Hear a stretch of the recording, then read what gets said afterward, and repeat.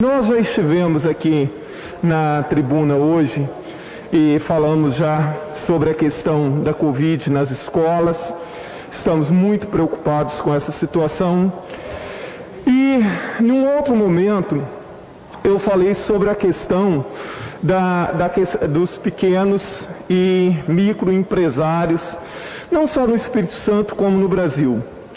Todos nós sabemos que a federação ela fica com 60% dos recursos.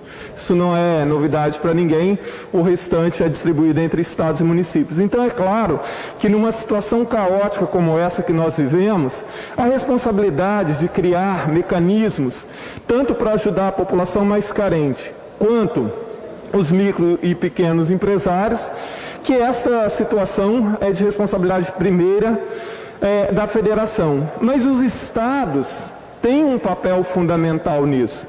Então, como eu disse hoje, é claro que nós precisamos seguir rigorosamente todas as regras de cuidado com a questão do coronavírus. É fundamental e eu não estou relevando absolutamente nada. Mas, ao mesmo tempo, as pessoas precisam sobreviver. Tanto os pequenos empresários, os médios empresários, como as pessoas mais carentes, sobretudo. Hoje nós temos mais de 13 milhões de desempregados, país afora. Aqui no estado do Espírito Santo são milhares. E agora, assim, hoje, de ontem para hoje, com essa história lá da decisão do ministro Fachin, era tudo que nós não precisávamos nesse momento, era uma polêmica da altura dessa que está ocorrendo, para desviar a atenção do Congresso Nacional, da imprensa, da população, sobre aquilo que todos nós agora deveríamos estar discutindo e debruçados e preocupados e focados, que é o que fazer e como fazer para dar celeridade à questão da vacinação e o que fazer e como fazer para socorrer os desempregados, a população mais pobre, os pequenos e microempresários. Era disso que nós precisaríamos e todo mundo, a imprensa e todo mundo deveria estar discutindo. Com o que aconteceu de ontem para hoje, se desviou completamente a atenção, Parece que a pandemia passou a ser secundária e provavelmente agora para diante a polarização entre direita e esquerda, Lula, Bolsonaro, eleição 2022, etc., vai ocupar uma grande parte do tempo e da energia das pessoas e isso, obviamente, é lamentável. Então, assim, o Congresso Nacional está há dias lá para decidir sobre a PEC do novo auxílio emergencial. O governo federal já se posicionou dizendo que esse auxílio deve ficar entre R$ 170 a cerca de R$ 300, alguma coisa assim, mas a maior parte dos líderes partidários no Congresso tem dito que deve girar em torno de R$ 250, que é um valor muito baixo. Hoje uma botija de gás está custando cerca de R$ 100. Quer dizer, imagina uma família que vai receber o auxílio de R$ 250. Claro, melhor isso do que nada. Mas aí eu acho que entra o papel dos estados. Os estados poderiam criar um complemento para esse auxílio emergencial. Então, por exemplo, se o governo federal, se for aprovado, e já deveria ter sido aprovado, porque isso está parado e já deveria ter sido aprovado, porque quem tem fome tem pressa. Se o governo federal aprovar o auxílio em cerca de R$ 250, então, por exemplo, o estado do Espírito Santo poderia criar um complemento a esse auxílio, de R$ 50, de R$ 70, enfim, de tal forma a ampliar um pouco isso. Como eu falei anteriormente, a gente reconhece as dificuldades dos estados, dos municípios, da própria União, com os déficits, com aquilo tudo que a gente conhece. Mas hoje é como se nós estivéssemos vivendo numa verdadeira guerra. Em qual guerra morreu em um ano cerca de 260 mil pessoas vítimas da guerra? Então hoje, tanto a federação, quanto os municípios, quanto os estados, devem, todo o resto deve ficar de forma secundária. E se colocar em primeiro plano o que fazer para ajudar as pessoas mais carentes e o que fazer para socorrer pequenos e microempresários, de tal forma que esses pequenos e microempresários não venham a ter que fechar os seus negócios, aumentando ainda mais o desemprego e, obviamente, aumentando ainda mais o número de pessoas com dificuldade de sobrevivência, com dificuldade de alimentação.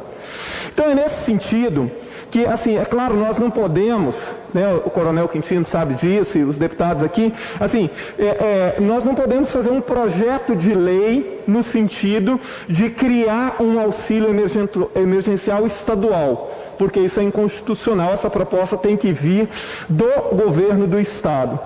Então é isso que o governo do Estado, através das suas secretarias, talvez com o auxílio do Bandes, talvez criando um mecanismo que a gente possa usar o fundo que foi criado há pouco tempo aqui no Estado, para criar esse auxílio para os capixabas mais necessitados, de tal forma a complementar o auxílio emergencial criado pelo governo federal.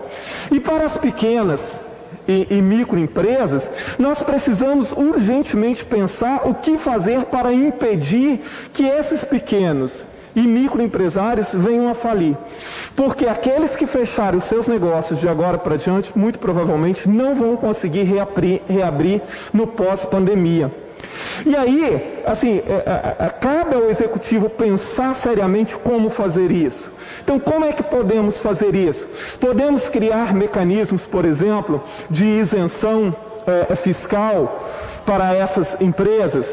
Podemos criar formas de empréstimos ou financiamentos, mesmo que seja fundo perdido, mas de tal forma que essas empresas sobrevivam nesse período.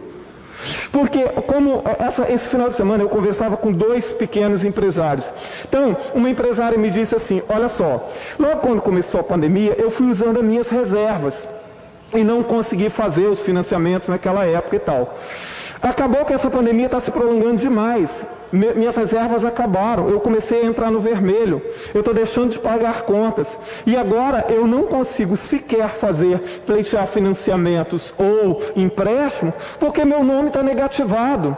Eu não tenho mais certidão positiva e tal, de tal forma que a única solução, ela disse, a única solução que eu estou vendo é daqui a pouco ter que fechar a minha empresa, porque eu não vou ter condição. E ela tem cerca de 10 empregados, quer dizer, são 10 pessoas que vão para a rua.